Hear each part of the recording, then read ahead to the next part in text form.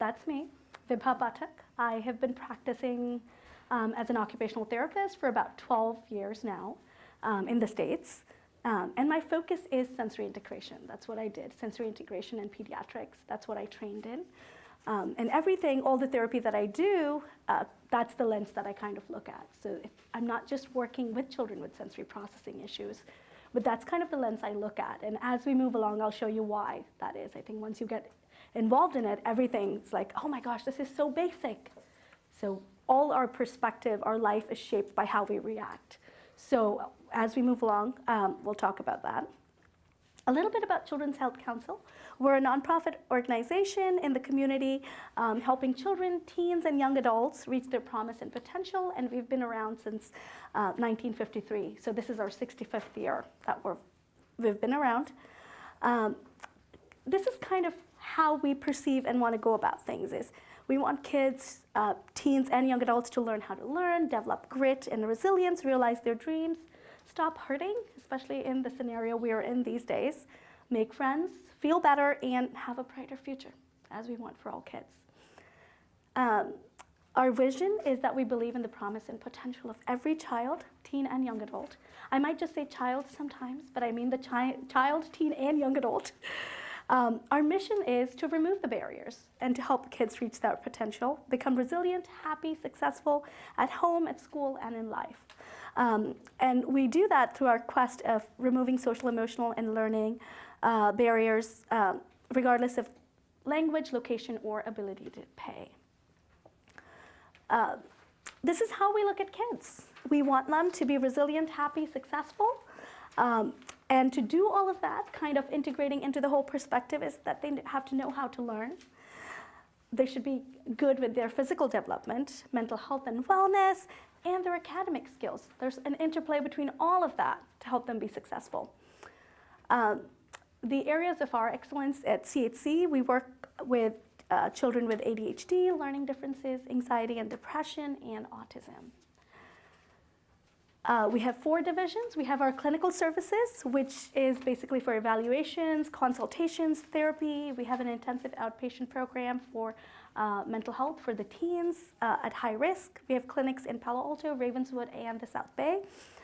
Community Connections, this is a part of Community Connections where we have workshops, classes, and conferences. We're going to have a really big one called EdRev, and you'll have that in your flyer. Where we're really pushing this, there's 1 in 5 kids who have attentional and learning challenges. So how can we make this, the whole environment, more supportive for them to learn? Safe, we're safe for all LGBTQ kids, teens, young adults. We're a safe environment for them. The Community Connections also help provide support groups, partnerships, volunteer programs, and online resources. So part of that is that this presentation and others that have happened like it are all online. So if you go onto our website, go to Community Connections, you can access everything via a YouTube channel online. So if there's something that you're like, oh, I went to that talk, I want to kind of listen to it again or parts of it again, you can go ahead and do that. We have 2 schools on campus. We have Sand Hill, which is an independent day school, which is strengths-based learning, and it's for kids with dyslexia and learning differences, and it goes from 1st to 8th grade. I do a lot of consultation at Sand Hill School in the classroom and with the kids individually. Esther B. Clark School is our therapeutic day school serving students with emotional and behavioral challenges, and the students come in from over 40 school districts. The campuses are in Palo Alto and South Bay. This is EdRev. We briefly talked about that. CHC, we're a safe environment. Let's get to it. So our agenda for today is kind of getting a sense of what is sensory integration. We all talk about it. It's the new buzzword. Everybody wants to hear about sensory integration. What is it? We'll talk about the senses because we cannot talk about sensory processing and integration without talking about the senses. What is the relationship of sensory integration with autism and how it interplays with that, and how can we help as therapists, as parents, as educators, and as being out and about in the community? What can we do? So before we kind of go into it, I would like you to take a moment, and if you have a pen or a pencil handy, just write down briefly, how would you respond to woolen clothing? Do you like it? Do you not like it? Does it bother you? Would you rather do fleece than woolen clothing? So please kind of just jot that down quickly. How do you feel on a roller coaster? Is it like, woohoo, roller coaster? Is it like, oh no, not staying away from that? Driving in the mountains? Jello in your mouth? Like, woo, I like that. I like Jello. Or, oh no, not going near that wiggly swiggly stuff. Brightly colored walls. A really bright day outside. A cold shower. Elevators or escalators. Anything that's moving without you being in control. Heavy perfume. Like you walk into an elevator and, whoo, you just got hit by that whiff of perfume. How would you react to that? The sounds of birds chirping in the morning. Might not be possible everywhere, but. And kids squabbling in your car at the end of the day. And that is the time where I see the most of my sensory processing differences. Like, I have a snack for you, and it's time to be quiet so we can drive home. So once you have that down, we'll move on. So what is sensory processing, right? We're all out here. We're taking in information, right? As we're taking in that information, there are people out at the lobby. Maybe somebody turned their paper, right? So we're able to take in the information we need to take in and filter out the information that we don't want, right? That's not important to us. So that's sensory integration. So we take in that sensory integration input from the environment, from within our body, right? We interpret that input, like, you know, and that's done at such a basic level in our brain. Like, yeah, no, I don't really, you know, the brain's like, no, not that out in the lobby. It's this person talking right here. How we organize that. So we've taken in that input, we've filtered out what we don't want. It goes up higher level. It goes, oh, what does that mean? We interpret that. And then we respond to it. So it's a very complex cycle that's happening in our body. We're taking in that input, we're integrating it, we're filtering out what we don't need, we interpret it, and then we respond to it, right? So, and we need this constantly, right? We are being hit by a barrage of sensory input all the time. And if our sensory processing system is working as it should, everything is la-di-la, then we can complete our daily living activities, no problem. We can explore and play. We're available to learn. We maintain our focus and attention, and we can manage our emotions better, right? So kind of the day that you're feeling very overwhelmed, that is the day you could get really upset at the kids, right? So kind of a direct correlation of how your body is feeling and how we react to things. When the sensory processing is effective, it leads to a response that is appropriate and well matched to the situation. So that's a key concept, right? Whatever our response is well matched to the situation. So if somebody briefly touched me, I don't go, ah, what was that, right? I'd be like, oh, okay, somebody touched me. I register that, and if that touch was, oh, they need my attention, I will attend to them. If that touch was just like an unexpected, somebody brushed by me with no need of an input from me, I'll just ignore it and move on. So that is what sensory processing helps us do. Why do we talk about sensory processing so much in the context of autism, right? So research has shown us that, you know, sensory processing disorder and/or differences is really broad, right? So we can't say that all children with sensory processing disorder have autism. And that's a misnomer, and that sometimes happens. That children who have really inherent and deep sensory processing differences get diagnosed with autism, and that is not the case. And that happens because at least 3.25 of children on the spectrum will have sensory processing differences in some form or the other. And the newest diagnostic and statistical manual, the DSM-5, has added sensory processing and sensory integration as one of their criteria to meet a diagnosis of autism. So that's why we kind of talk about sensory integration and sensory processing so much in this context. So let's start talking about the senses, right? The first sense is the tactile, and this is the most primitive sense we have. It starts developing in utero. all the input that is going in from our skin through receptors for touch, pain, temperature, pressure, everything is going in. And there are a lot of receptors. We're covered with skin, so there's a lot of tactile reception going on at all points in time, right? We're sitting down, there's a lot of deep pressure going in that we're sitting down. It gives our body kind of a position in space.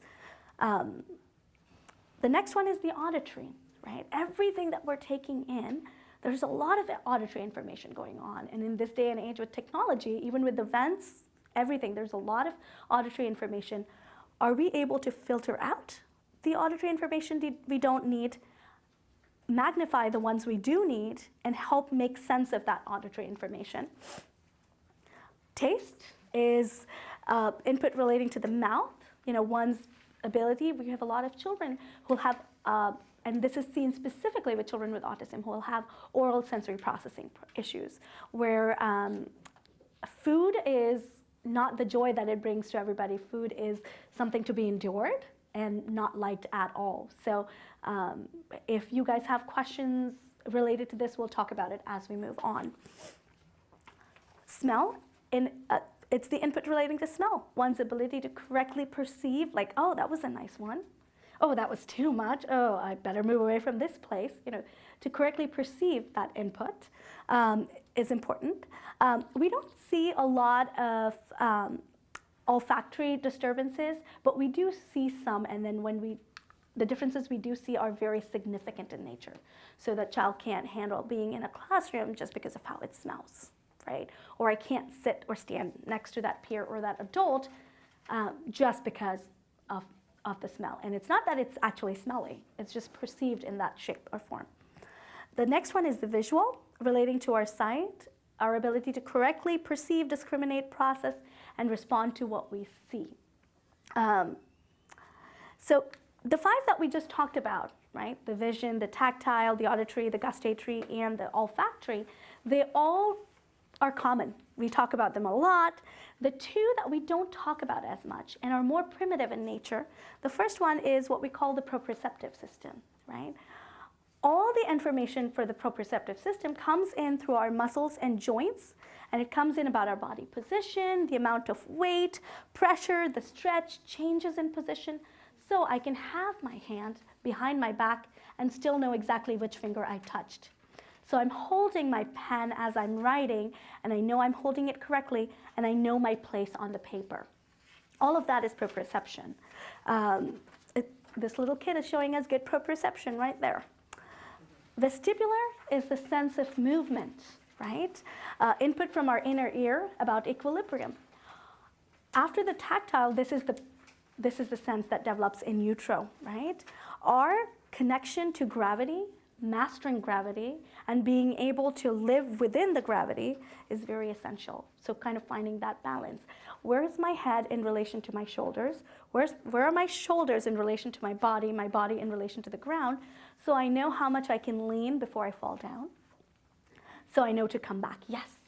So I'm curious, what's the difference then between vestibular and proprioception? That's a very good question. So a lot of the times when we're doing therapy or we're looking at it, there's a lot of overlap between the two of them. But the input that's going in is from two different receptors, and it's going in about two different things. So proprioception is going in from our muscles and joints. So I move my muscle, and I know that my elbow flexed, and it flexed this much, and I'm touching my shoulder. It's going in from the muscles and joints.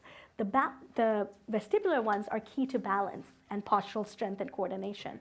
So all going in from the inner ear. And to again sort of set the stage for it, when we look at our central nervous system, you'll see the sensory it's the foundation. When all our senses are working correctly, it lays the foundation for the development of higher level skills. So our sensory systems are working, then our motor systems start to mature. So we start to have more postural security, awareness of two sides of our body, right-left discrimination, motor planning, ability to screen for input coming in from the environment. Knowing your own body scheme, right? How big is my head? Where is my head in relation to my shoulders? My arms actually come out of my shoulders, and my hands are at the end of my arms. So developing that body scheme. Once we start to have more of that, we move on to, eye-hand coordination. oculomotor control, postural adjustment. When I'm standing, if I'm standing, where's my center of gravity? If I'm sort of tired standing, I shift weight to one foot. So all higher level skills, but we're not really thinking about them. Attention, visual, spatial, and auditory language development. Once we're kind of working with all of those, integrating those, that's when we see, and those are the three things that you see all the time, right? Those are the ones that are behaviorally observed. How is a child doing with their daily living activities? What is the behavior, and what is the academic learning? So what we see that a child is doing is the tip of the iceberg. Everything, all the processes that are happening are under. And if we have a gap or a break or a breakdown in any of those processings or integration, we're going to have trouble as we move ahead to the top. Does that kind of make sense? Okay. So, and we briefly touched on it. Sensory modulation, right? We are bombarded constantly with sensory input.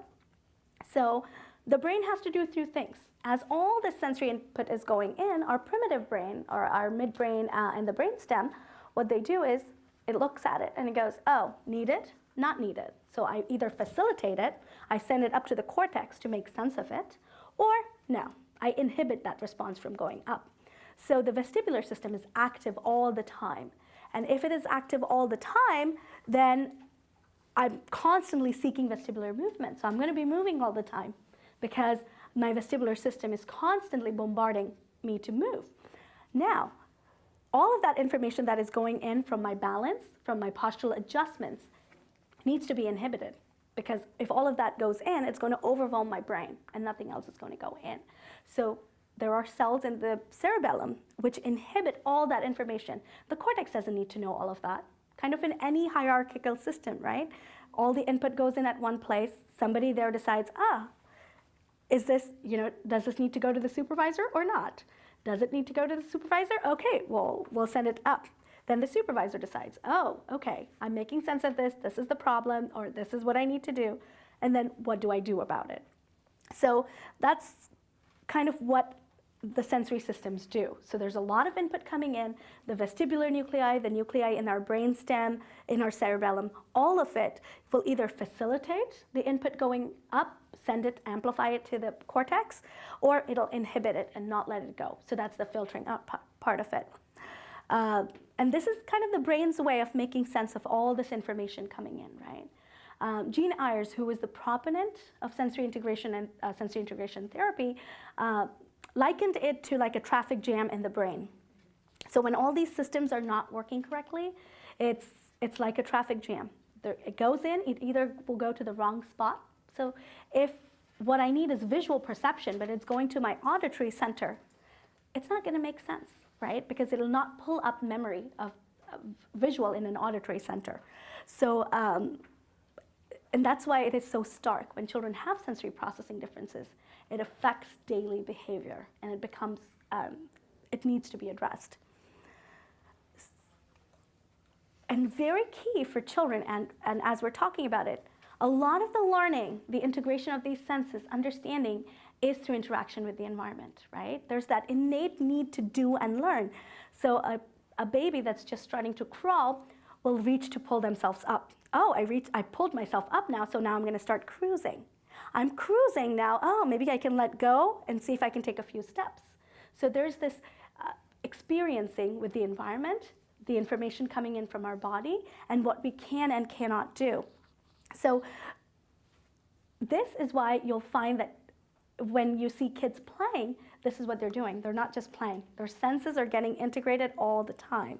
A child with their hand in the mouth is actually pushing their gag reflex back so that when you do introduce solid foods to them, the texture won't make them gag. So everything in the developmental sequence has a purpose. We don't always see what that purpose is. So kind of the whammy of it is when children have sensory processing differences, they can't or won't interact with their environment. So it's like a vicious cycle, right? We already have sensory processing differences going on in this body, and we're not able to interact with the environment, or we can't interact with the environment, and our system is not able to develop more, right? So we're not letting it, taking in more of that sensation to integrate, right? Or what we're doing is overwhelming our system so nothing else can go in. So I'm that kid who's either like constantly moving, so I'm constantly moving, overwhelming my system, so I can't take in the instructions that are coming in. So you told me to go put my backpack away, but I didn't hear that because my system is just registering all this input that I'm getting from doing this or moving or fidgeting. I see the educators laughing because they see that, right?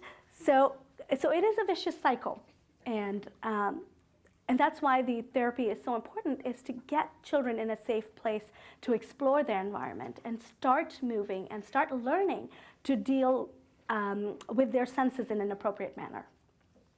Any questions? I'm hoping everything is making sense. So recent research that we've had in the brain, and specifically done with children with autism, has shown that the brain is not perceiving sensation or working in the same way as it should typically, especially in the cerebellum that we just talked about, inhibiting the input, right? If the vestibular and the proprioceptive input is not being inhibited, it's going to overwhelm the sensory system, all of it. And it's so deep, right? Because our body is constantly in motion. We're making slight adjustments, we're moving, we're constantly doing something with our body. So it will overwhelm the system. The note with the limbic system is very interesting. So kind of an example to go with that is, you drive by a street every day, right? And suddenly one day you notice, oh my gosh, I never realized that shop was there, right? I'm sure it has happened, you know, you do something and it's routine and it's done every day, and suddenly you're like, oh my gosh, did I not ever notice that? Or was it always there? Or was it not there? Is it new? And this comes from our limbic system. Our limbic system tells our brain what to register. So that street sign or that shop might have always been there, but you notice it that day because maybe that's how the light flashed on the sign outside. Maybe somebody was moving in front of it that brought your attention to that.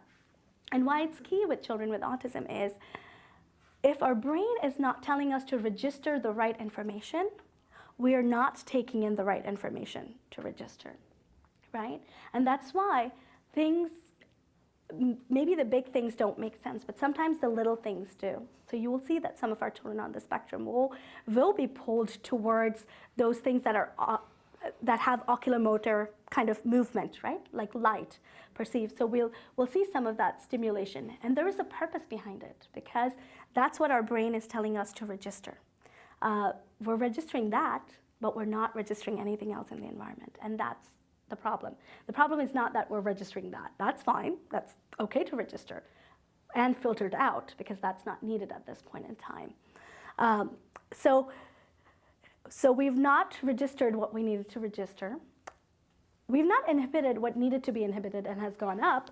So now when it goes up to the frontal lobes, where all the judgment, the abstract, the thought, the executive functioning, the gray and the white matter in the frontal lobes. Doesn't that actually occur in the prefrontal cortex? Yes. Okay. Yes. All of that occurs in the prefrontal cortex. That's correct. Yes. The gray and the white matter, we don't have enough of that information, or we don't have the right information to make a response. So we will make a response based on the information we have. And that might not always, or mostly always, not be appropriate. And the occipital lobes, they've seen that there are, in children on the spectrum, some differences in how the visual stimuli is perceived and interpreted. So, and that's why they gravitate, not all of them, a lot of the children with autism will gravitate towards visual stimuli. So we kind of are getting a sense, I know this is a lot of material. So the breakdowns or the interruptions might happen in any kind of place in the cycle. It can happen at intake, so when the sensation happened, when the input went into the body, the interpretation as it went up into the brain, the integration of, okay, this is the information, and now the brain will pull up either memory or emotions or other data that is associated with that particular input, make sense of it, so integrate it, and then respond to it. So there's a constant cycle that's going on with sensory processing. Yes? If there's a working memory challenge, is that kind of a signal that the breakdown is integration? So, so we'll have to tease those two apart because a working memory problem is not necessarily a sensory processing problem. So when we start talking about working memory, it becomes more cognitive in nature. So if there is an issue with working memory, that means that all the senses are going in, everything is going in. The child is just not able to hold that information at that point in time to deliver the response. So the therapy or the intervention will be completely different from a child who is probably not responding to the stimuli the same way, but it's because of a different reason, right? So say, for example, I have this cough and cold. I know it's allergic in nature, but it could also be due to a bacteria or virus, right? If I think it is virus, if it is bacterial and I treat it with a bacterial antibiotic, but it actually was viral in nature, it's not going to help me. So it's the same way. So if it is a working memory problem, then the intervention and the approach will need to be different from a child who will have sensory processing difficulties. Does that make sense? It does. I'm just saying for the integration piece, if you have working memory. It will affect integration, yes. Okay. Yes, you're right. Thank you. Yes. Yes. So for example, a child on the spectrum, right, I see it a lot. I'm giving deep squeezes, right, because I feel that's what they need. Okay. But then when it goes from 1 second, all done, and then 2 seconds later, more, is that them going through this process of like, well, I didn't like the squeezes just yet, because I don't know that feeling of, you know, that. So say, for example, did the child initiate the squeezes? No. No. So you kind of saw it and you thought, okay, this would be a good time to apply some of those deep pressure squeezes. And you started applying it, and then the child said, All done. Like, all done, yeah. like stop. But then they came back for it. So it could be that by the time you gave them the sensation, it went in and it registered, but it didn't actually make it to the brain to actually make some sense out of it, right? So by the time the brain made sense out of it, they'd already told you all done. Right. So then they come back, oh, you know what? No, Right. So that was good. So the loop, yes, yeah. Okay. And I apologize, there were 2 scenes in there that we just needed 1 scene in there. So the commonly seen patterns in sensory processing that we see with children with autism is the registration of information that we talked about. Either too little attention or too much attention is given to a particular input that is coming in. Modulating the information, right? So what am I facilitating, sending up to the cortex to be integrated and processed, and what am I inhibiting? So I'm not doing that the right way. One of the key things that we see with the modulating is, and I think most of you might have heard about it, is with auditory processing. It's that child in the classroom who cannot take in the noise, or the child at home who cannot take the flushing of the toilet. So they have to rush out when the toilet is being flushed because they're not able to inhibit that auditory input from going into the cortex, and it overwhelms it every time. So if it's doing that in the home, the public restrooms are a nightmare. Yeah. Yes. When you talked about the inner ear challenge with vestibular, Yes. I'm wondering, do those kind of go hand in hand? If your child is having a problem with auditory processing, is there usually a corresponding? So there is no research to suggest that there is. But anecdotally, there's a lot of data that shows that children who have auditory processing differences will have some vestibular differences. Again, the key thing to remember is the vestibular system, the tactile, and the proprioceptive are the most primitive of our systems. And so if we're seeing something more higher level, like in auditory processing or visual processing, there definitely is something underneath that's going on that's affecting the sensory processing. And I thought I had one more hand up. Okay. And the last thing is kind of the want to do things area in our brain, right? So how many times, there are times where we are like kind of wake up in the morning and do not want to get up out of bed, right? It's like that want to do, right? But now imagine that you're going on vacation and you're sitting on that plane. Your want to do things area in that brain is up and active. So what they found in children with autism, that the want to do things, that area essentially does not have a name. So it is a desire to initiate behavior, right? So my want to do things area never initiates when I think about going to the gym, It never does. I'm sorry to say that. Like, I'm trying to motivate it. I'm making a plan for myself. It has not happened yet. But so if you think of it, we all have things in our life that, you just can't get the momentum going. You can't initiate. You're like, I'm going to do it, but everything is working well, typically, hopefully with all of us. So, there are times where we will make it happen, even though it's like, it takes a lot of momentum, it takes a lot of willpower to get there. For children with autism, they're seeing that this is a center that is very affected or significantly impacted. So everything that they don't want to do is really, really hard to get them to initiate, to get the momentum going. And if we can't get that momentum going, why am I going to do that? So, and again, it's fluctuating, right? So there might be times where what I like to do once, I might not like to do another day. So this is kind of it that the research is talking about. There's no more information than this, but I think they're trying to piece out. Our brain is so complex that they haven't really teased out every little bit and area and how it works. But this is kind of the latest research that they're seeing in children with autism. Why are we seeing these differences that are not neurotypical in nature? So what is the sensory integration approach? So we talked about all the problems that could be, all the theory behind it. So what we do with the integrative approach is that we improve the sensory processing in a safe environment so that more of these sensations are effectively registered and modulated, so leading to simple adaptive responses. So sensory integration has to happen in an active manner. So there is a loop. So information is going in, the child processes it, and there has to be an adaptive response. It can be something very simple, but there has to be an active response on the part of the child to integrate that. So some of the sensory profiles, and somebody had a question about what does it manifest as, right? So these are general profiles that we see when we're looking at the whole sensory system. Not all of the kids, if we're looking at the seeker, right? Not all of the kids will be seeking in all realms of sensory input, right? So a seeker they're active, they're engaging though, and they're disruptive because they're active a lot more than needed. They require novelty, right? Things have to be new. Old things, directions, classroom routine, unfortunately, is boring. They fidget more, they explore objects more, they're constantly seeking that input because their sensory system needs it to be alert and register that information. So they're constantly increasing that sensory input till it's met. And unfortunately, with how our environment is structured, most of our kids who are sensory seeking never meet that need. So you'll constantly see this active, disruptive behavior. On the other end of the spectrum is our avoider.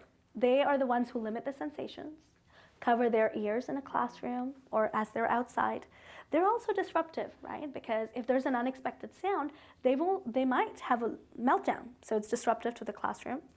To kind of deal with the sensations that are coming in, and especially for our children on the spectrum, they'll have routines, rituals, rules around sound, around vision, around movement, around how their body needs to be at certain points in time.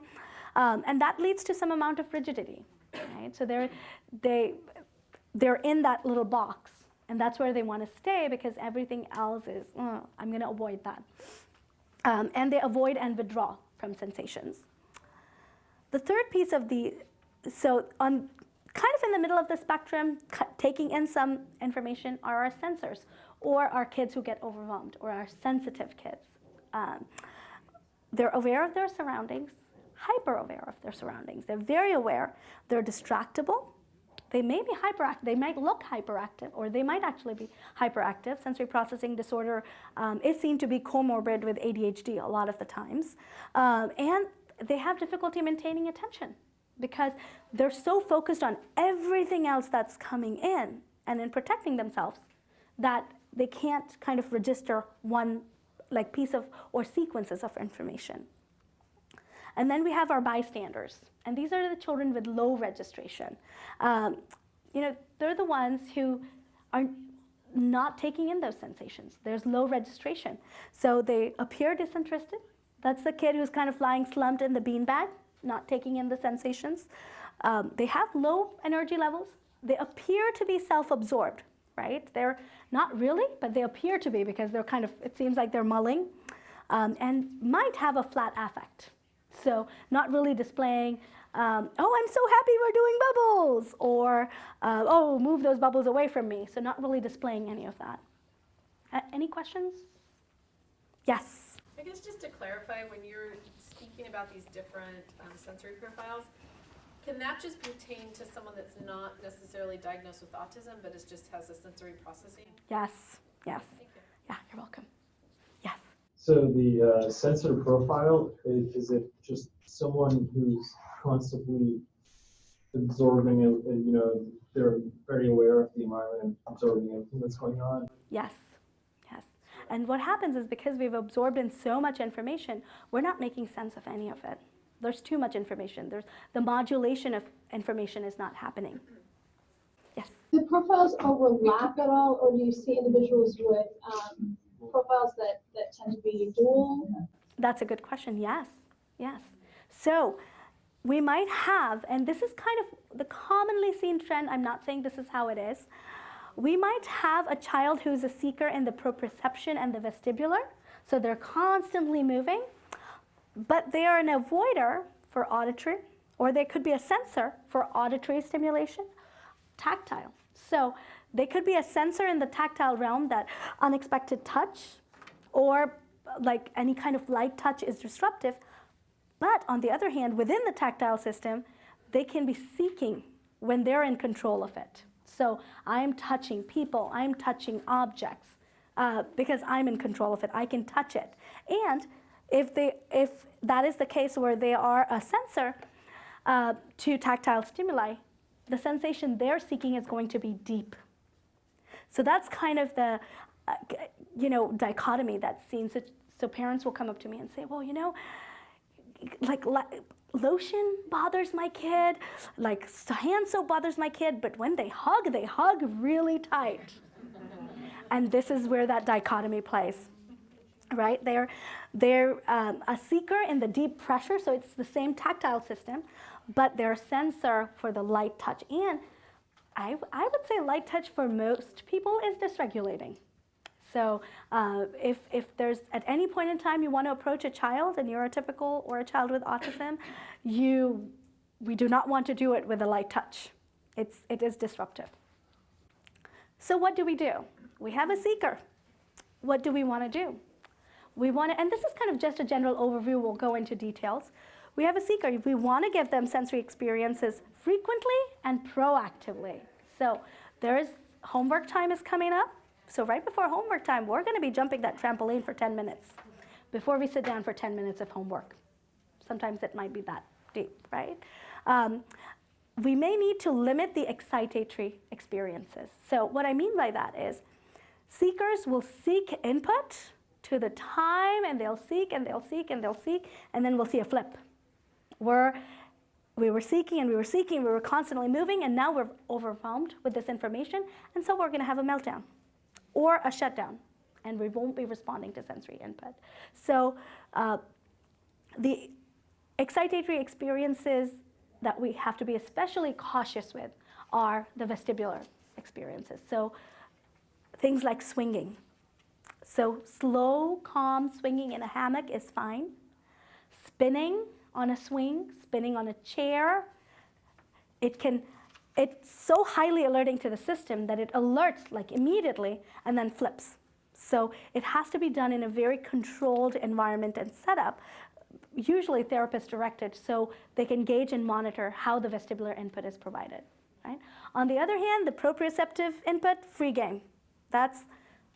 It's good to give, so the deep pressure, the jumping, the pushing the wall, the chair sit-ups, the bear walks, the animal walks, all of that good. Because the main function of that is alerting the brain in a calming manner. So I always say it's like irony, right? That children are expected to sit calmly in a classroom, but be alert, right? We're supposed to be calm, right? Being available to learn, but we're supposed to be alert. So there's that kind of a situation going on where our body has to take in information, but we still have to keep it all calm and take in the right kind of information. So proprioceptive input for the teachers, awesome. So you want to have them do jumping jacks, you want to have them do log rolls on the floor before we sit down at circle time. That's awesome. Is there another question? Or I could have, okay. What do we need to do with the avoiders? We need to modify the environment, reduce the need for escape, right? Because there's so much information going in, we want them to feel safe, right? And the introduction of experiences needs to be very gentle. So one of the stark things that we see with the avoiders is what we call gravitational insecurity, right? So I am not able to put my foot up on that ladder that's going to take me up and I can slide down. I want to slide down, but I'm so insecure in my balance and position that I perceive, I might not be, but I perceive myself that I'm going to lose my balance as soon as I take my foot off there. So even steps and curbs might be sometimes hard to do. So that's where we see those avoiders. So all of that input has to be added in. You can't live without going up on a step or on a curb, right? Or playing in the playground. So there has to be a gentle introduction to those experiences. And for this particular purpose, very much led by a therapist, somebody who's trained in sensory integration. So the third piece of it is the sensor, or the sensitive. Again, we are controlling the environment, we're limiting the stimulation, and we limit the changes, but we prepare for them. Does that make sense? So we limit whatever change is going to happen within the environment, but change is inevitable, so we want to prepare them for the change that's going to happen, right? And these we're talking in generalities, but we'll go into detail as we move on. And kind of the last is the bystander, right? These are kids with low registration. So if we look at sensory integration, right, we're looking at thresholds, right? So we have, this is kind of, a threshold is something that has to be met before it is registered and then goes up and made sense of. If I have a low threshold, so say this is like the typical threshold, right? Sensation comes in, my brain alerts, I'm able to take in and make sense of that information. If I have a low threshold, even just a little bit of sensation is too much, right? Because it alerts the brain too much. So those are the kids who, when kids bump into them, they're like, he pushed me, I'm falling off, or will react to any light sensation as pinpricks or needles poking them. And actually for their system, that's what it feels like, right? They do feel like, oh, it's nerve-wracking. Whereas our bystanders are the ones with a high threshold, right? We get input, we get input, we get input. We've reached kind of the typical input that mostly people will register, but it's not done yet. So we need more input to register. But our bystanders are also not the ones who are constantly seeking, if that makes sense, right? They aren't seeking. They're not. So they're not our seekers, because our seekers also have a high threshold, but they are seeking the sensation to meet that threshold, whereas our bystanders are not. They're the ones who are appearing like they're low, they're lethargic, because they need more input to alert the system, but they're not actively seeking it, so we're not taking in enough information. Yeah, if there's a child described as having a low arousal rate, if someone's described as that, is that typically bystander, is that typically seeker, or it could be either? So a low arousal level is usually for low registration. Are you picturing some? My son, yeah, his OT describes him as having a low arousal rate, but he's constantly seeking, especially oral, he's constantly biting on. Like chewing on things? Not eating, just chewing. Chewing, yeah. Loves the big hugs. I'm just confused. So I'm wondering if she's using the, But I don't know. yeah, I'm wondering if the term arousal is being used in place of a threshold, That's what I was. that's which kind is of my question. not accurate, but it would be a high threshold, actually. It would be a high threshold. So yes, so if he's seeking, then it's a high threshold. She was trying to explain, it takes a lot for him, a lot of input for him to get excited. Excited, Registering. yeah. So as opposed to, I would see why she would use that term, yes. As opposed to a high arousal level where everything is going in and I'm like in a high state of attention all the time, yeah. Yes, absolutely. So for our bystanders, we want to increase the use of visual supports or routines because we want them to start moving. We want them to start getting input. We want the brain to start responding. So we want to structure the environment in such a way that there is a need to move. There is a need to get that sensory input. And we also want to give them time to respond. So sometimes these could be our kids who you've asked them a question, and the answer comes back a few beats later than you would have expected it, right? So they've taken in that information, they've processed it, right? But what do we do, right? As individuals, and there's nothing wrong with it, but what we do is we've asked a question, we did not get an immediate response. We asked that question again. We've now bombarded that system again. So again, it's gone back to point 0, and it's processing again. So we asked that second question, and we still haven't gotten a response, right? Because it went back to 0 and is now processing that new information. So you ask that question again, and you paraphrase it because you think the child didn't understand, right? So you paraphrase it. Oh my gosh, we've moved that system back to ground 0 again, and now there's all this information that needs to be processed before the child will respond. So very essential, you want to give them time to respond. If it helps to count in your brain, please do. Yes. I was just to say, I've had experiences with my son where I'll ask a question and sometimes it's 30 seconds, a minute later, 2 minutes later. So he'll actually sometimes even walk off and then he'll come back and say something, or he'll point to something. So it really, it can really be a very long duration of time while they're working through it. Yeah, thank you for pointing that out. That's true. Yeah, it more than a beat, definitely. Yeah. It'll feel perhaps longer to you because in our general, interactions like at work or things like that, we're expected to kind of be back and forth very quickly. So shifting gears can be a little tough. Thank you for pointing that out. Yes. And again, even for the bystander, right? Because they're not used to taking in information, you want to have careful encouragement to try the new experiences, right? And pretty much you'll see overall, new experiences are good for all of our kids, right? We want them to have the new experiences, but we wanted to do them in an organized, structured manner. So the information is going in and is registered adequately. Okay. Sorry, question. Yes, please. So assuming we're asking, one of our kiddos a question, give them time. We go to someone else and be like, all right, think about it, right? I'll get back to you. But how long should you, wait? Because then that's a when tough you come question. back and be like, all right, so what's 3 + 2? And they're like, wait, what? Because you gave them all this time, but then you ask someone else A different a question. different question. And it totally changed the whole cycle Right. again.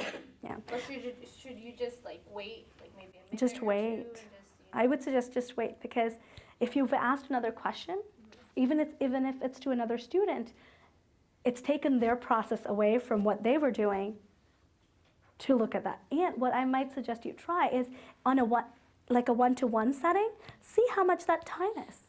How much time does it take where we don't have distractions, it's just one-to-one, we're just sitting, there are no other kids around. If I ask you a question and I'm going to sit and wait, how long will it take you to answer me? And that's a question that that they know the answer to. Yes. So because if they don't know the answer to that, we'll keep waiting forever. Yeah. Yes. We'll keep waiting. Yes.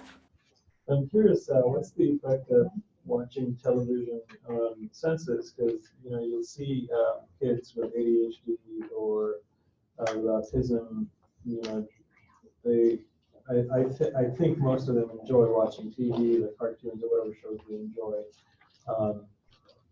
And okay, some parents like me, we end up using that sometimes because it's too active, and you just think that it's either going to calm them down. I don't know if that's true or not, or at least have them. As a placeholder for some time. Right.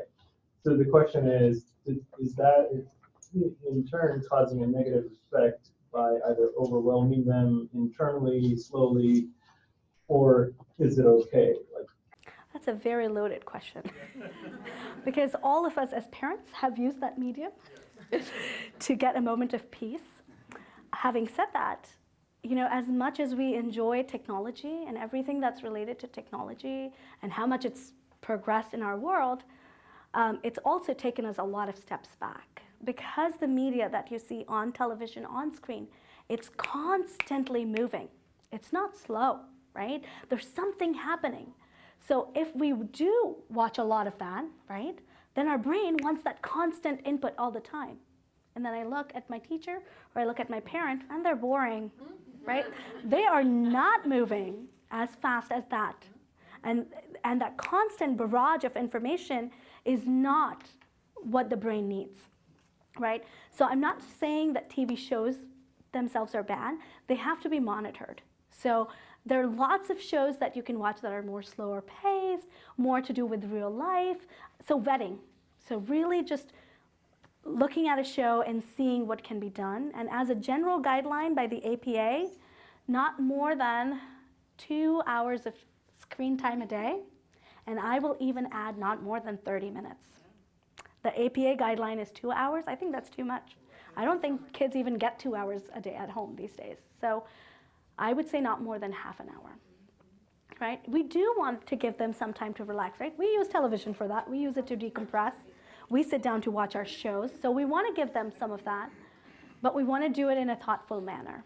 Does that answer your question? Yes. Okay. Yes. Well, I was just gonna say, depending on your child's educational setting, Mm-hmm. and depending on what technology we're using in the classroom, they're already getting a certain amount. True. And the impact that technology has had, I've taught for 18 years, it is, Phenomenal. it's Yeah. really become a problem, huge problem. So I'd even say 20 minutes. There we go from an educator. Yes. Okay, so my son he's fully addicted to all screens, but, so I'm not really sure what to do next, but he's not sitting to watch a full program. He's rewinding, fast forwarding, fast forwarding. Yeah. That's like the next level. That's the next level because what is happening is not fast enough. That's kind of like us with if you're used to watching Netflix, you cannot watch regular TV anymore because the ads cannot be forwarded. So that's similar to that. But let me get back to you for just a second. Yes. So in that similar vein, so one of the things that I've seen my son do is he'll record things with the phone or with the tablet. And what he'll do is he's not necessarily going back and forth, but he'll go back and he'll slow it down. So he's actually playing with how he's taking the information in. Yeah. That's actually a good thing. Yeah, so I was Yeah. just saying sometimes like when you're doing that, it's like it's a way. It seems like it's a way for him to go ahead and That's figure out what works as a way definitely. for him to actually take information, or it was too fast before, and if you can slow it down, or it sounds differently, or it sounds lower, or it sounds higher, and he's playing around with that. And how does that movement look like, or how does that sound like? Yeah. Exactly. Thank you. That's another perspective. So maybe some more watching to see. Just see, like, if he's playing around with it, what is he actually doing? Yeah. Is it like moving so it's fast paced, or is it if he is like rewinding, what is he watching again? Like, is it to make sense of that dialogue that just happened? Yeah. And it's a way for him Yeah. to potentially have a little bit more control over what's happening. What's happening? Yeah. Okay. Yeah. Thank you. Thank you for that perspective. Yeah. But that's a good skill to have, that he's able to record and then kind of slow-mo it so he can watch it in that perspective. Yeah. So technology has done good things. Yeah, I mean, it's really, it is kind of a double-edged sword. Yeah, so it's completely. tough. Completely. But that's kind of where our society is moving towards, right? It's more and more technology. It's hard to stop that. Yeah. Yes. I mean, how has the research been done to say the technology is bad for human beings? Especially when we adults are spending more than 8 hours in front of computers all through our life. so what are the bad effects? And because for me, medical research also changes. The egg had was bad cholesterol and now it's good cholesterol. So what I want to know is I will limit my child for technology today, which is a good source of learning for him. And maybe the research tomorrow would say, 3 hours is good enough if he's learning from it. So what was the criteria for these decisions is the question. Yeah. So there are two questions in there that you're asking. So the first question is based on that research, right? So there is research where they've actually put in all the electrodes on the brain and have a person like watch different kinds of shows, different kinds of movement, and see the activity and the alertness in the brain, right? All those, when you see a brain scan, they show those, all that red and green and yellow areas. So they've seen that it kind of heightened the arousal level. That's to such a level that there's a lot of information going in, and other systems have shut down from taking in information. So all of that is just going in through our visual. So you're kind of not processing input that's going in from our different from our different sensory systems. The second piece of that is a lot of research is being done on ADHD and screens, right? They're starting to say, is it a chicken or an egg problem with ADHD, right? And research is being done about that. Is it the ADHD that is causing them to watch the screens more, or is it the screens that led to the ADHD? And there is no answer to that right now. So they've also done studies basically showing that, like, this right here that we spend a lot of time on, like, it's addictive. It's addictive, yeah. That It's, is pretty much without question at this point. yeah, We get little bits of, you know, we can't. we get little let doses go. of Yeah. serotonin and dopamine when we do certain things. Exactly, We excitatory. basically get sucked in here, so we are able to actually cut out a lot of the other stuff. So sometimes we're feeling overwhelmed, it's a way for us to limit our Our input going in, exactly. Typical 17-year-old is. On the screen, oh feels my like gosh. She's always on the screen. So Whatever. And then my Yeah. autistic 13-year-old is also. yeah. Yeah. So there's actually, that is going to be added on as a mental health disorder in the next manual that's coming in with the use of screens and addiction to screens. They're actually going to term it as that because that is what it essentially becomes, right? So as an anecdote, I was at a workshop and the lady who was presenting, right, one of an occupational therapist said, okay, now everybody take out your phone and pass it on to the person next to you. We're like, what? No way, oh, that's our phone, right? So it's that kind of bonding that we have with a screen, right? We'll pass on our baby to a stranger if they ask to hold the baby, right? But we will not pass on our screen. She used it, it was in a completely different context. It was about children and sharing, right? And what we expect out of children. Like, we constantly want them to share. And here we are, not able to share our phone for like 10 seconds. So, you know, before you pass on your phone to somebody, you like have to think 10 seconds, right? What did I have on my screen again? So does that kind of answer your questions? I think you had a second point in there. Yes, the second part of that was educational use, right? Educational screen use. There's a lot of data suggesting that yes, educational use is good. So you don't need to stop educational use, right? If your child is using technology to gain access to the curriculum, to gain access to learning, then yes, that's good. But keep in mind, they're doing a lot of that through the whole school day. They're on their iPads, they're on their tablets through the whole day. So when they come home, yes, you want them to get some of that educational input in, but do you also want to give them some time to explore other sensory experiences to build the system, right? Do we need to get them playground time?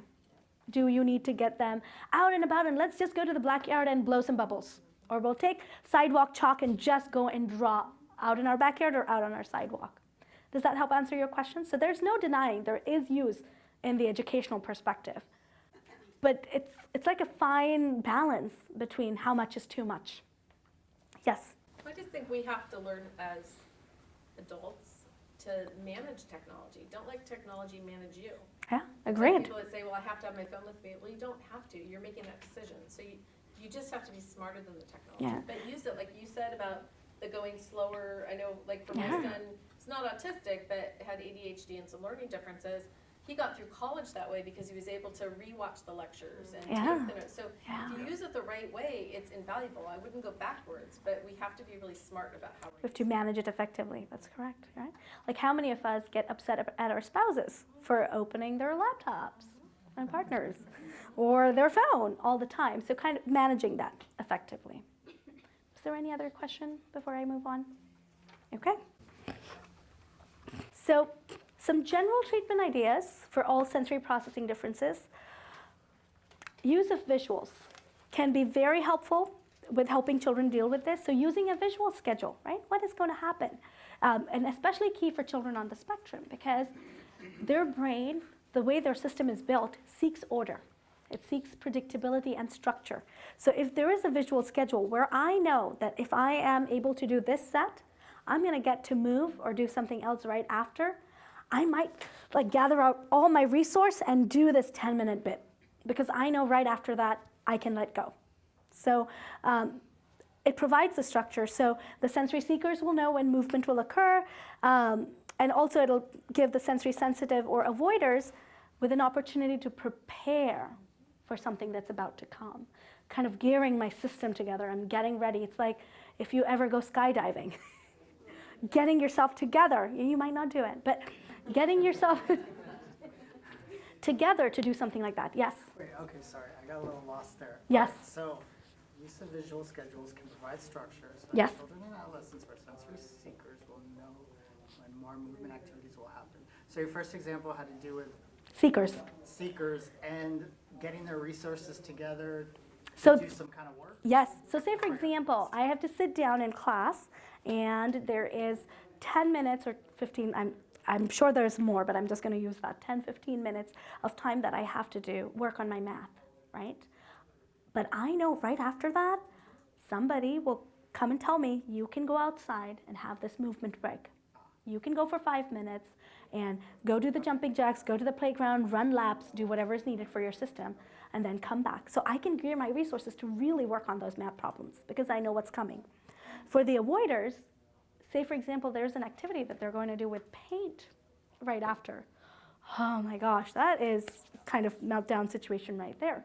So I am kind of gathering, marshaling my resources, maybe getting some deep pressure. If the child is empowered that they know, or the adults in their environment know that they need this before they can interact with some kind of activity, then it's helpful, right? And you're welcome. And then this resource down here, it's by a mom who makes a lot of visual schedules. So she has a lot of pictures, little clip art that she's done of different things that you can use to make a visual schedule. So you can use that. I have used in my practice and with my kids at home, I'll take pictures of them doing things, right? And that's where the tablet or the iPad is helpful. Like, I'll take it and I'll sequence it. First this, then we move on to this, right? So you kind of know what's going to happen. Yes? I'm just curious if this translates for teens or if you have any other. So teens, it doesn't have to be visual in the form of pictures. They can do a written list. Like we as adults make to-do lists. Just regular to-dos. You know, just this is what your day is going to look like, right? You're going to class, you have all these classes. When you get back, we're going to go to the doctor. So just knowing predictability, yes. We're doing ABA and they're trying to get us off the visual schedule. Like once you master that, like maybe you don't need it anymore. But I don't know. My son does really well with it. Do we want to get off it? Or, No. I mean, Why would you? Yeah. It's like, so why they want to wean off is if a child gets so dependent on the visual schedule, is that they're not able to move out of that and do something else without it. But if at a point in time, your son is at a point in time where he is available, he's learning, he's doing the things he needs to do with a visual schedule, I don't think, and it's good for him, it's used as a reward that he likes to like take it off from here, put it here, I would say use it because it's not something that's overwhelmingly hard to do, and it keeps things on track. And the other question I had is the seeking. My son's sensory seeker. That's not just physical things, right? It can be like I promise a prize after, and then he gets through the hard, difficult, boring, everything's boring. Yeah. But like, It's that too, like anticipation. yeah. Yeah. Yes. Yes. More to do with emotions than the actual senses, but yes. Yeah. Yes. Going on what she said about her son being on Visual schedules. schedules. I did ABA for 4.5 years, and it depends. You can go from, what we did is just go from pictures, and depending on how old he is, just go on to words. You know, and then, because then that's, you're transitioning him, like no more pictures, To be able but to you do it can himself. read, Yeah. and you can, you know. You can move on. So you're going to a higher level of Definitely. learning. Going up Yeah. higher. Thank you. Yes. Exactly. We used to have, we had a kiddo at my old school that had sensory processing disorder, and he would have so much trouble behaving well, like making good choices in circle time, center time, outside. So what we did is we had this little chart. There's 3 things we had to do. We had to be kind to friends, we had to be had a safe body and safe hands, and he loved monster trucks. So we would put each box would have a monster truck. And for him to get all 3 monster trucks, he would have to make good choices in each area.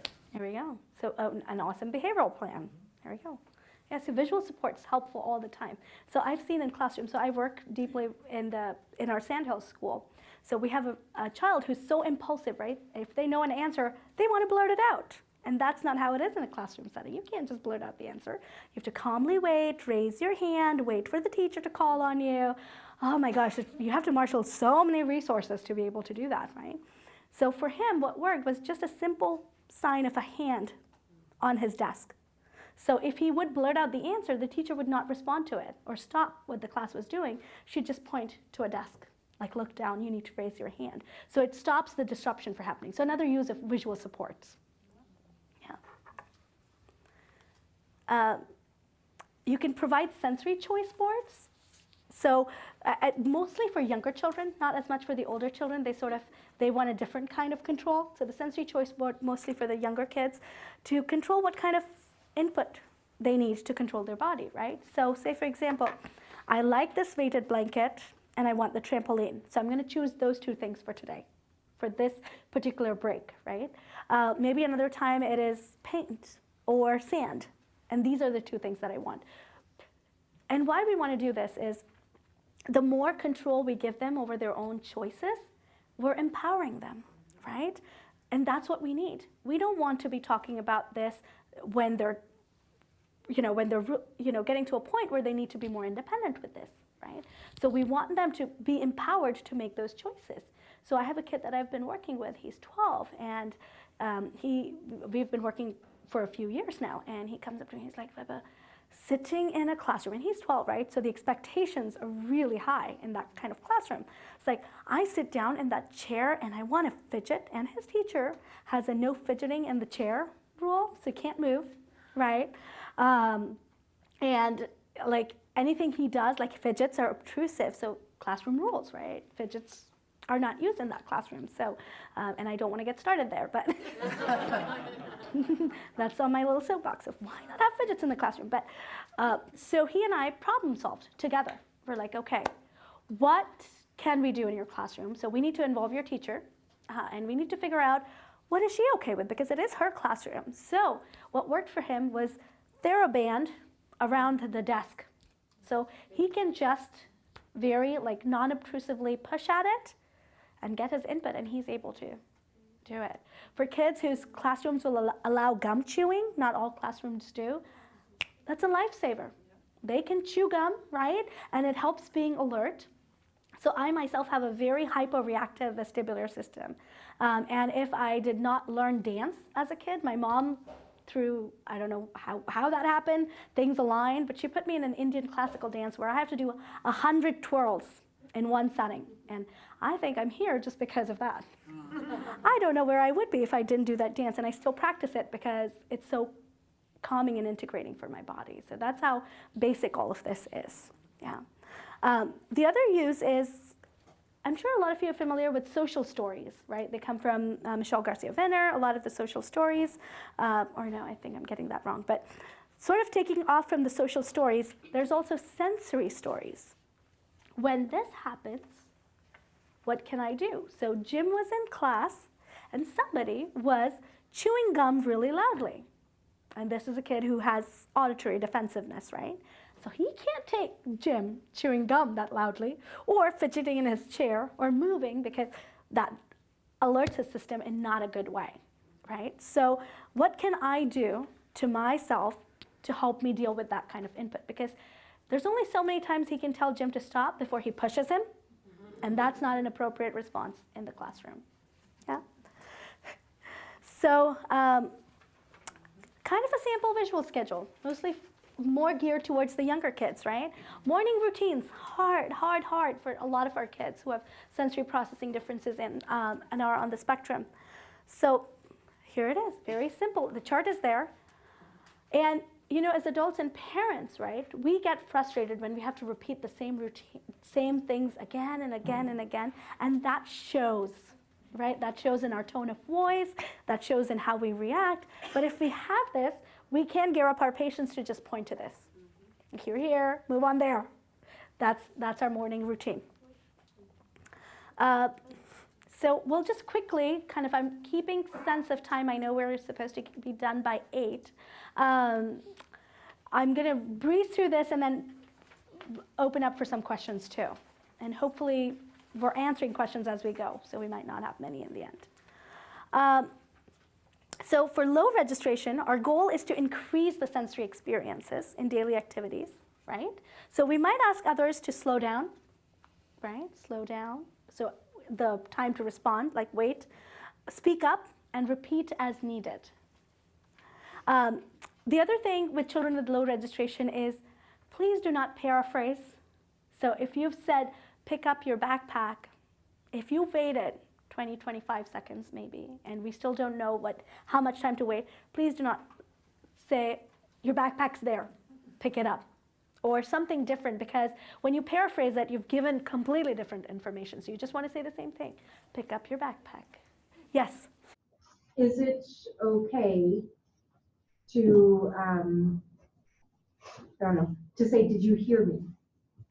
No. I am sorry. I'm so sorry. And just is still processing it, or if she completely didn't hear me and is off to something else? So you want to do this. A younger child? Yes. Yes. So you want to get down to her level. She's here. I'm going to get on my knees right in front of you. I'm going to first get your attention. And then I'm going to give you the direction. Then I know you're listening to me. Because if I say, did you hear me? We've gone back to the point 0, and then we have to do it all over again. Yes? What do you do when he hears you, but he doesn't want to do what you do? True of all households.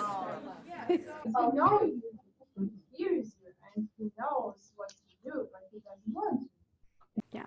So part of it is, When you just understand, it's just not understanding of the question or processing the question, or it's completely ignoring it, right? So that's a hard thing. Is he not understanding the question that becomes receptive language, right?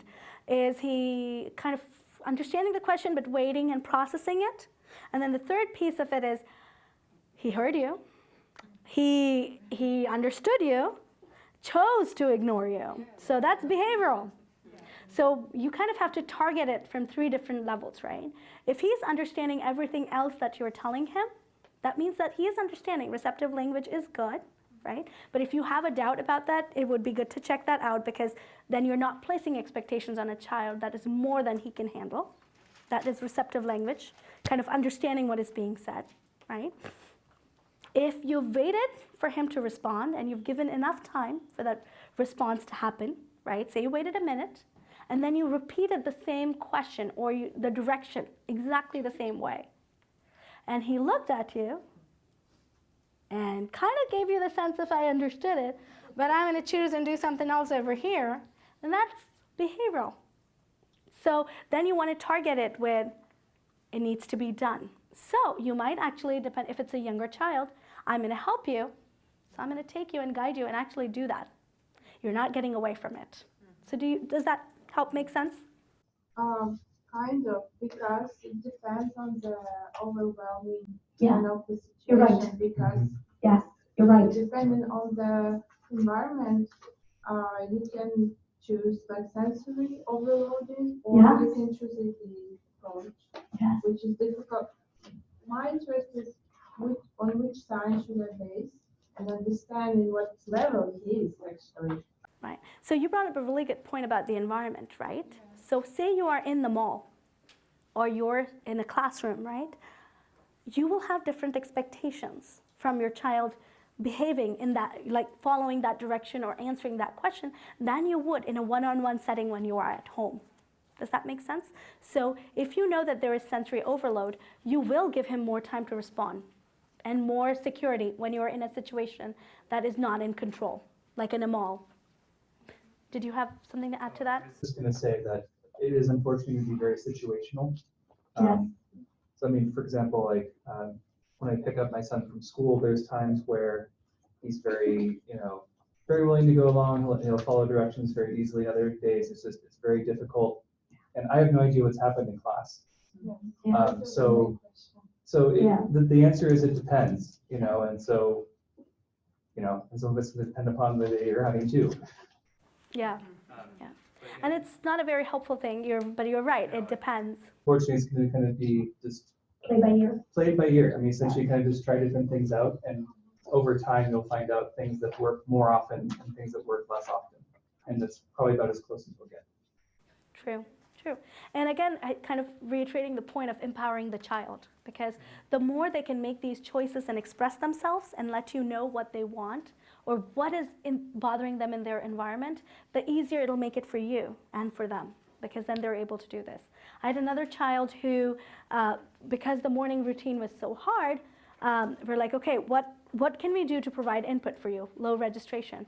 And what we figured out, and actually he figured out, is that if he drinks a thick smoothie from one of those thick straws where he has to suck it in, he's more alert. And he pairs that with a vibrating toothbrush, he's alert and he does his morning routine. So we want to get all our kids to the point where they can empower themselves and make those choices on their own. Sometimes have them explain or repeat the information to you to make sure that they process. So you've waited, right? And you can ask them, what did I just say? You've waited, say, a minute, right? You could give them a moment to tell you back what they heard. Or you could, if you are wondering what's going on, and if it's not just processing, you can ask them to repeat the information to you immediately. If there's something else going on other than sensory processing, if it's more behavioral in nature, or if it's more receptive language in nature. Using an alarm for reminders, right? To keep up and ready. Making visual cues more noticeable, especially in the classroom. Using underlining things, making them bold, highlighting, using color. Place the important objects that they use day to day in the same place. I cannot say that enough. In the same place. If I know my backpack is always there, my school pouch is always there, I will go to it because it just becomes ingrained in me. It's in the same place. Use lists, reminders, and this is geared more towards the older kids, using, especially if they have their own phone. Can you make lists, reminders, date books, calendars? Again, use them as cues to remind you of what needs to be done. Sometimes talking yourself through a task can really help. And how you can do it is model it for your child, right? You're folding laundry.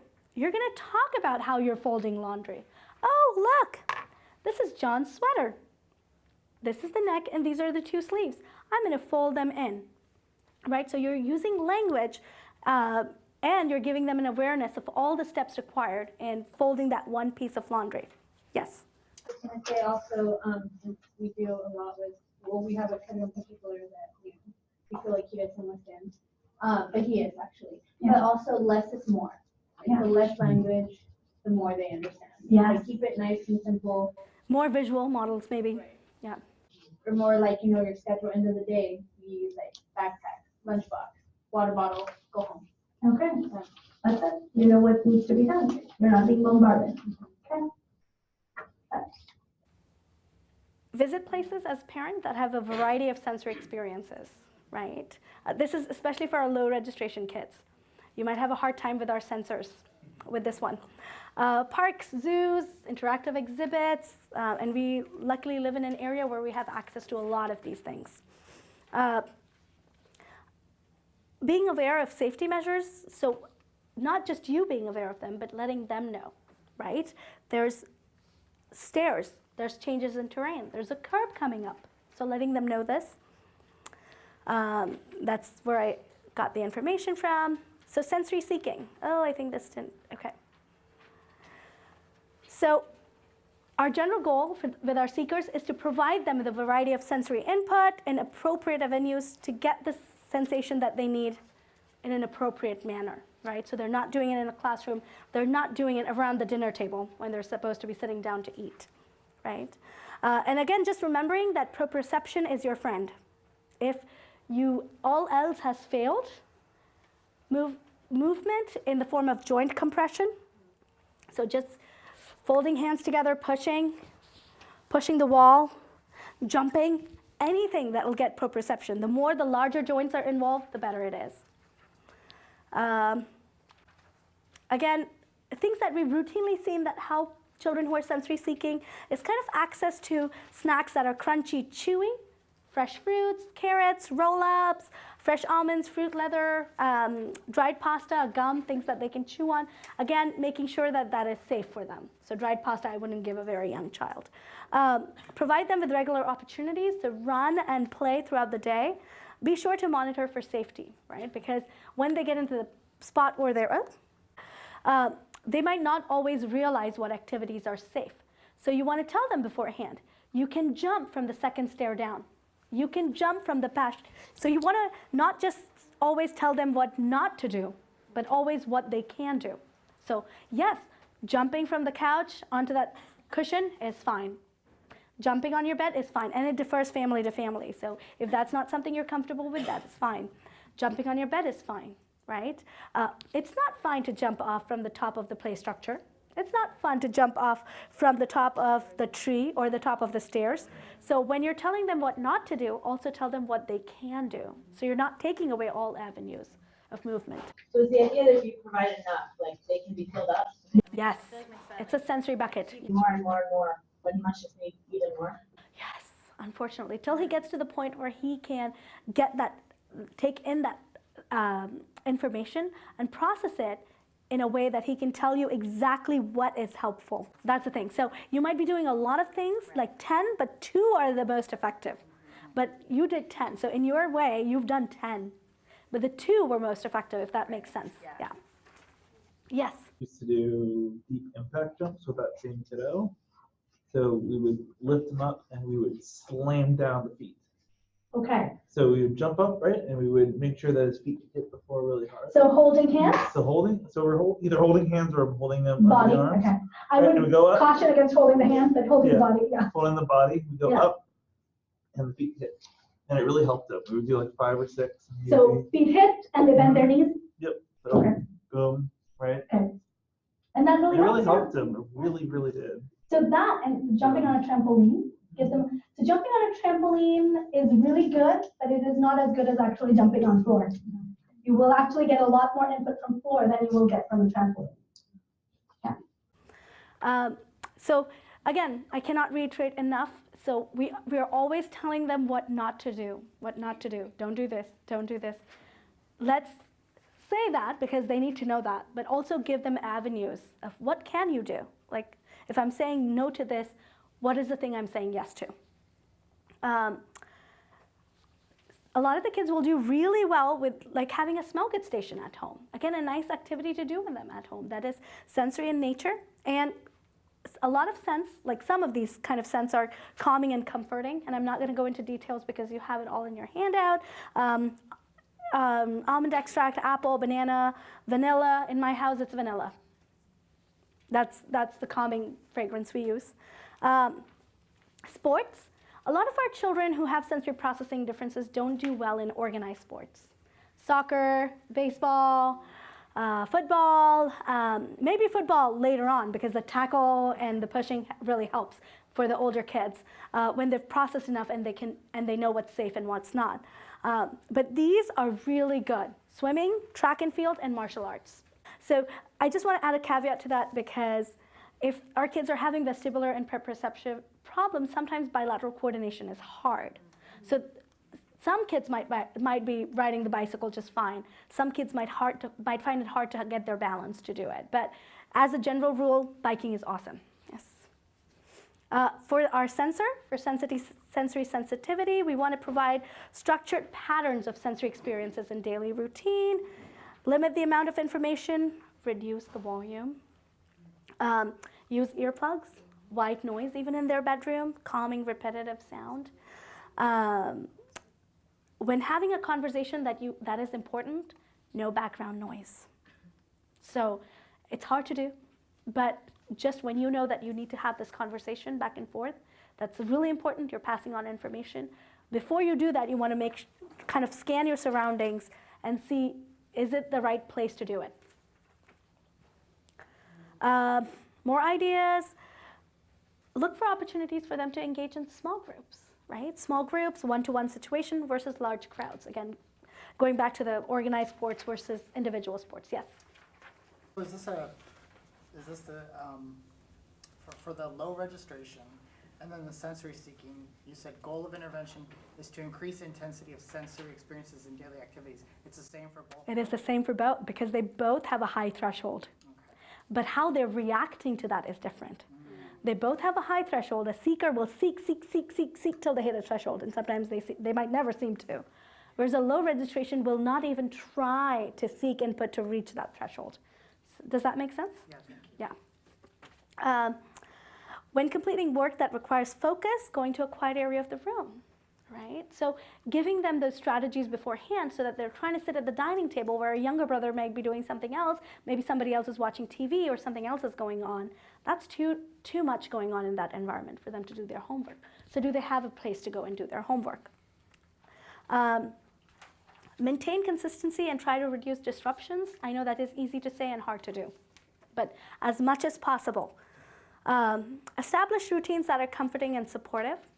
A lot of the times, children who are going through these sensory processing issues, and especially our children on the spectrum, what we react to is behavior, right? And the behavior is coming from something.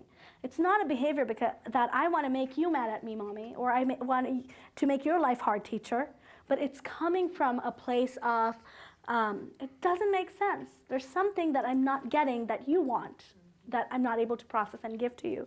So just establishing routines and being that supportive and nurturing presence in their life.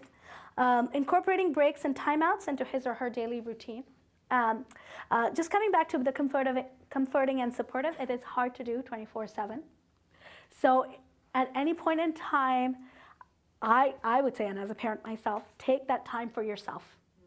Because you know what they say on the planes, put on your own oxygen mask first before you put it on the child, right? You need to have your sanity, your patience, your regulation in place, and that is not possible 24/7. So if at one time you've had a breakdown and not reacted as you've expected to react, be kind to yourself. Again, using proprioceptive activities to calm the body. Sensory avoiding. Our goal is to decrease the sensory experience in daily activities for them. So provide written instructions or pictures to supplement verbal instruction. Designate an assigned area, work area with sufficient space to prevent, so modify their environment. Incorporate a need for personal distance. These are the kids who cannot stand in line. They have to be the caboose because they cannot stand in between other kids. Limit large group exposure, again, find opportunities. So it seems like they're similar, right? But how they're reacting to the sensation is what's different. Develop routines for outings to familiar places. Limit large unstructured time in public. It's hard to do, but something that's really key for them till they're starting to get more of a sense of their own body and their sensory systems. Select non-peak times for outing and errands. I cannot go to Costco on a weekend. I just cannot. That is my sensory system, and with a child in tow, not happening, right? So select non-peak times for outings and errands. Again, incorporating routine and repetition in movement activities. So we give them more of that routine and repetition. Encouraging quiet time or opportunity for sedentary activities, right? So we want them to get some calm space. They're constantly being hit by a barrage of input that they're avoiding. So can they have a calm space where their system doesn't have to work like that, where their system can just be like, I have this space for myself. I think you're all familiar with the term, most of you are, at least, a sensory diet. A sensory diet has two key purposes, is to provide sensory experiences, to adapt in the environment and interact, and making environmental modifications. So you want to give them the input and you want to make environmental modifications, because the onus is also on us as the child's adults in the environment. Because as kids, this is something that, as adults, sometimes self-regulation is hard for us. So for the kids, it's even more difficult. So the onus is not just on the child in their sensory experiences, but also on us, on how we modify that environment. Creating an effective plan needs 4 things. Assessment. Every child is unique. In all my practice, I have never seen 2 kids who are similar. 2 kids who have had the same sensory profile. So, excuse me. So assessment is key. You want to individualize the sense. So let me go here. So formal and informal assessments to determine what it is, and therapists train in sensory integration. That's really key because you'll hear a lot of sensory integrative terms thrown around, and sometimes that throw us off as parents. So just getting a sense of that. Individualize. So what has worked for one child will not work for another child. And as a caveat to that, what has worked one day will not work the next day. So this constant reevaluation is needed. Trial and error. As a therapist myself, I will not say you bring this child to me and I will give you this gold plan. And this sensory diet will set it, everything in place. It doesn't, it can't, because the system is fluctuating and changing every day. So it's a lot of trial and error. And we get a range of activities that help. And again, empowering the child to gauge their regulation, environmental supports, adults in their environment, peers in their environment. Is it predictable, structured, consistent as much as can be? What kind of visual supports are we providing? And very key, calm space environment at home and at school, in the classroom. Is there a place where if I am getting overwhelmed with all this information, excuse me, I can just go and relax in? And using the power senses. Vestibular movement, it fills our bucket the fastest, the sensory buckets that you were talking about. It fills it the fastest, but it is also to be used with caution and under supervision of a therapist, because the chances to flip are very easy. Like flip as in, like you're sensory seeking at one moment, and it's become too much, and then you're shut down or meltdown. Our friend is proprioception, input from muscles and joints, and tactile. And tactile, deep pressure, not light touch at all. It has to be deep pressure. If we incorporate these three activities in a thoughtful manner in a sensory diet, it will work. But it'll need some trial and error to figure out exactly what works. Excuse me. Constantly reevaluating, because what works one day will not work another day. Yes. And then the last piece, empower the child. That's kind of our goal, right? Even in therapy, my therapy, the goal is always that at the end of the day, the child will come to me with, okay, this is going on with me. What can we do to work? What can I do to help me? Can you help me? Let's brainstorm together. And moving on from there, I'm going to be able to do it myself. How do you reconcile that with an autistic child who has a lot of trouble expressing those things? Even at the words, they just have a lot of trouble. So then the onus comes on the parents and the therapists in getting a sense of what is working by trial and error, and then are we able to use a visual schedule? If we're not using expressive language, are we giving them a sensory choice board? So empowering them that way. Does that help? So they get to make a choice in what works for them. Yes? Now, I have a question regarding the vestibular input. Yes. You said you have to be cautious about giving too much. Yes. You have a 3-year-old girl. She likes swimming. She's addicted to swimming and spinning. She will be took her to Great America. There's The kids section, yeah. Section. So she was my first time to see such smile. She was so happy up there. So, but I'm now after hearing what you're saying, I'm not sure about. No. She was happy. She was calm. She was happy. She loved it. You're fine. What I would caution against is spinning in a playground. Maybe those spinning rides that are at Great America. But if she's doing a roller coaster, 3 is a little young to be doing a roller coaster. But In cars or the frog hopper thing up and down. The frog hopper is great because it's up and down, it's linear movement. So any vestibular input that's linear in nature, so back and forth, forward and backward, up and down. And up and down, more than the vestibular, up and down engages our proprioception. So up and down is good, side to side, like a hammock. The ones we want to is fast, is we want to be cautious against, and spinning. So if she loved the spinning, so here's what you see. You put your child in a spinning, and they came out, and they were totally dysregulated. You will not do that again. But she went into those spinning cars and she came out and you said she was happy. So you might do that once, but you might not do that 2, 3, 4 times. Does that make sense? So just balancing it out. Yes. Are occupational therapists the most trained in this area? Yes. Any other therapists? So physical therapists also get trained in sensory integration, but their lens of looking at things is very different. It's not good or bad, it's just different. Because when occupational therapists look at it, they look at it in forms of function. Your occupational adaptation, how are you doing your functions in daily life? Whereas the physical therapists look at it more in the form of how is it impacting my body in the sense of movement. And movement not in the sensory perspective, but range of motion and joint function. You know, with regards to ADHD, is there any kind of overlap or connection? Yes, big connection and overlap, yes.